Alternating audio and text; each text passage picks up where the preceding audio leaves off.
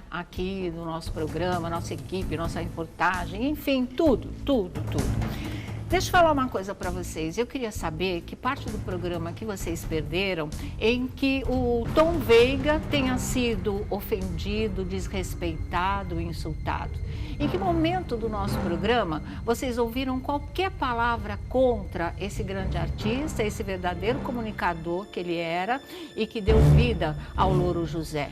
Em que momento ele foi invadido na sua privacidade? De jeito nenhum, não é? Porque eu vou falar uma coisa para vocês. Vocês vêm falar em empatia. Vocês sabem desde quando eu conhecia o Tom? Vocês sabem que eu fazia muito note a note com Ana Maria Braga nos tempos da Record? Sabiam disso? Sabiam que a gente tinha uma amizade, um respeito mútuo de muito tempo?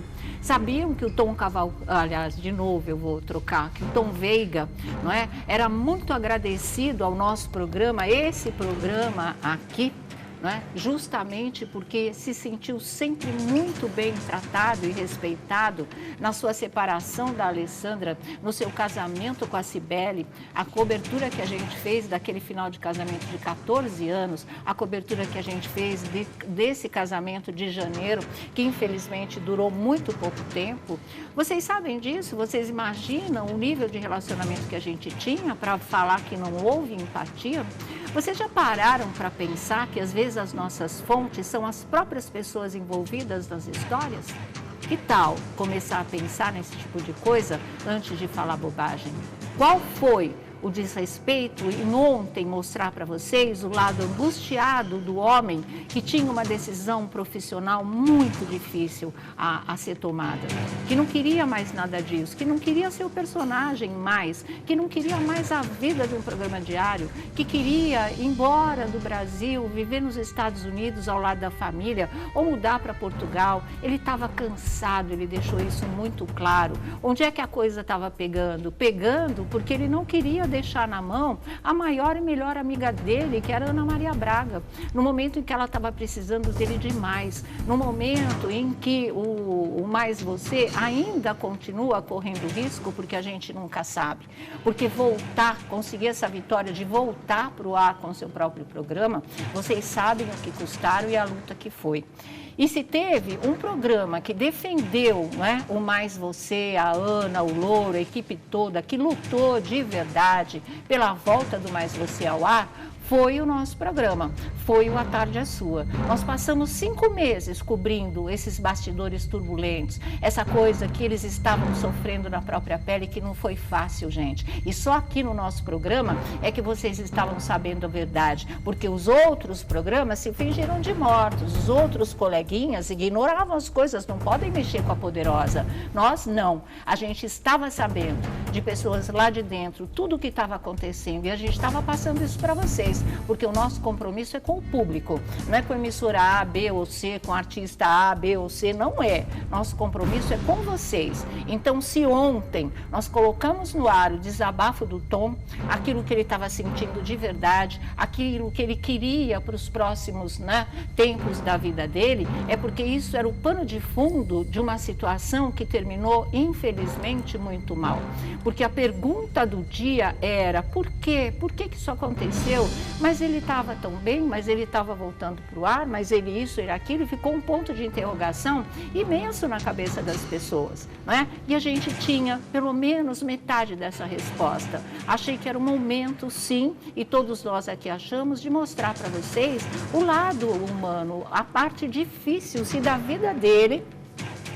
E nós temos mais revelações bombásticas hoje, vocês gostem ou não, é o nosso trabalho. Ninguém vai dizer para a gente como é que a gente vai trabalhar ou deixar de trabalhar, mesmo porque esses falsos críticos não têm os pés no chão e não sabem das coisas que a gente sabe. Se nós quiséssemos dizer aqui tudo aquilo que a gente sabe dessa história de saída do ar do Mais Você, de volta para o ar, da ida para o encontro, a gente teria dito isso aqui. Mas é claro que não. É claro que a gente não ia fazer esse tipo de coisa, mas acesso nós tínhamos. Alessandro Lobianco, que agora está sendo detonadíssimo, que o diga, porque ele trabalha com fontes sérias. Ele está lá onde a coisa acontece. A gente não leva nada daqui para o ar sem ter absoluta certeza de que é aquilo e que vai poder ser provado sim, porque a gente tem como.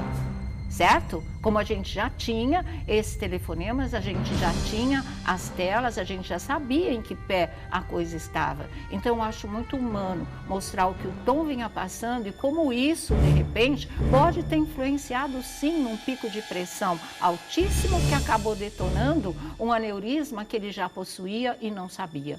Claro que sim, você vive num estresse, ele estava num estresse, ele não queria abandonar a Ana, mas ele também não queria mais nada daquilo. A solução que ele achou, pelo menos temporária, viver na ponte aérea, né? Vai para o Rio, volta para o Rio, vai do Rio para São Paulo, volta de São Paulo para o Rio de Janeiro todos os dias, isso ainda em tempos de pandemia. Aí ele viu que na prática ele não estava conseguindo segurar essa onda. Ele viria ontem e faria aqui de São Paulo com ela, viria, mas ele mesmo não sabia até quando ele ia aguentar isso. Na verdade, ele não queria mais. É o pecado revelar isso? É um desrespeito? É uma crueldade? Olha, onde já se viu? Olha, vocês querem falar de empatia? Eu quero falar de hipocrisia. Sabe por quê? Porque, na verdade, eu não vi essa gritaria toda. Eu não vi nenhum programa, nenhum colunista, nenhum blog, nenhum site ser atacado quando fizeram o que fizeram com o Gugu. Aquilo sim era um sensacionalismo. Aquilo sim foi podre. Aquilo sim foi uma coisa nojenta e cruel. Não pouparam uma mãe de 90 anos que perdeu um filho. Não pouparam a turbulência de sentimentos dos filhos adolescentes do Gugu. Não pouparam a Rose, a mãe dos filhos dele, que foi tratada como uma chocadeira. Não pouparam nada nem ninguém. Começaram a discutir a sexualidade do Gugu em cima da sepultura dele. Eu não vi ninguém se levantar contra esse tipo de coisa. Agora, pergunta, qual foi o programa que respeitou? Qual foi o programa que nesse ano inteiro de ausência e de perda do Gugu não falou uma palavra a esse respeito dessa coisa suja de se querer desconstruir um mito da comunicação brasileira, um ícone, um dos maiores comunicadores que a gente já teve? Vocês se levantaram contra? Eu não me lembro, eu não sei disso, eu não vi em lugar nenhum, eu senti falta que isso acontecesse, porque eu jamais entraria numa coisa como essas, mas vocês fizeram isso, vocês mesmos que estão atacando o nosso programa, dizendo que ontem nós não respeitamos, não é, o Tom Veiga, muito pelo contrário, vocês não tinham com ele e não vão ter mais, obviamente, o relacionamento que a gente tinha aqui. Tá? Assim como vocês não vão mais poder fazer com que o Gugu, né, ou a família do Gugu, deixe de sentir essa dor, porque eu falo, eu ainda me emociono, eu ainda fico muito revoltada com tudo isso que aconteceu. Sabe, vocês fizeram isso, nós não fizemos isso. Isso foi sujeira, isso foi uma campanha realmente desumana e cruel.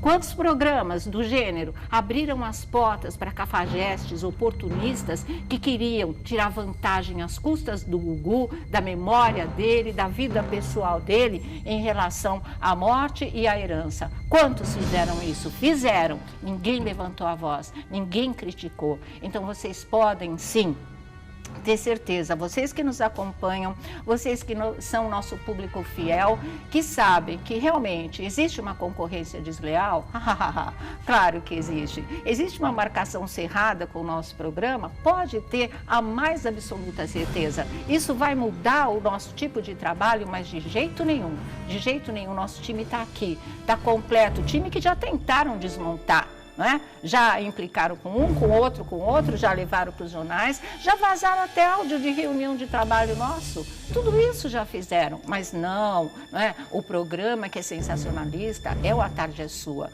Falaram muito também que tudo por audiência, isso não se faz. Olha aqui, se a gente aqui quisesse tudo por audiência, o que não é nosso critério, buscar audiência com certeza, mas não tudo por audiência, a gente teria embarcado nessa história podre que vocês fizeram com o Gugu. Seria muito fácil, teria dado muita audiência, né? Era só derramar umas lágrimas de crocodilo aqui também, o Ibope ia lá para cima. Vê se a gente fez esse tipo de coisa. Se esse fosse o nosso único objetivo, ocasião maior do que essa não teria surgido, porque isso foi foi uma coisa extremamente pesada. E a gente aqui sempre cortou na própria carne, sabe? Eu nunca faria com os outros, nem toda a nossa equipe, nem a nossa direção, aquilo que a gente não quer que seja feito com todos nós, porque eu sofri na própria carne na época da morte do meu primo do Chorão. Eu sei o que era estar em casa, desesperada, recebendo a notícia, e emissoras já dentro do apartamento dele, onde teve aquela noite de fúria que terminou em tragédia, não é? Mostrando tudo aquilo quebrado e que nem a minha tia, a mãe dele, tinha visto ainda e não tinha nem ideia. Isso nós passamos. Ninguém falou absolutamente nada. Ninguém disse que essas imagens trágicas em cima de uma morte que tinha praticamente acabado de ser descoberta, tinha sido uma coisa cruel ou desrespeitosa. Ninguém. E nós, como jornalistas que somos, como programa que nós somos, nós cortamos na própria carne, porque nós fizemos a cobertura do começo ao fim, sabendo que aquilo estava custando para cada um de nós. Então vocês não pensam que nós vamos nos medir pela régua rasa de vocês, por vocês que não conhecem o que acontece nos bastidores, que vocês não têm com os artistas a história e o conhecimento que todos nós aqui temos, a intimidade que nós temos. Por isso, quando a gente vem e fala, pode ter certeza que é isso mesmo, porque se não for, também nenhum de nós aqui nunca teve problema em pedir desculpas, em se retratar, em passar a informação certa, em se colocar na geladeira, que é a nossa grande brincadeira, um modo mais saudável de criticar. Isso nunca aconteceu. A gente está na chuva, a gente pode errar, a gente assume o erro, não tem desculpinha furada, nunca teve, e a gente segue em frente.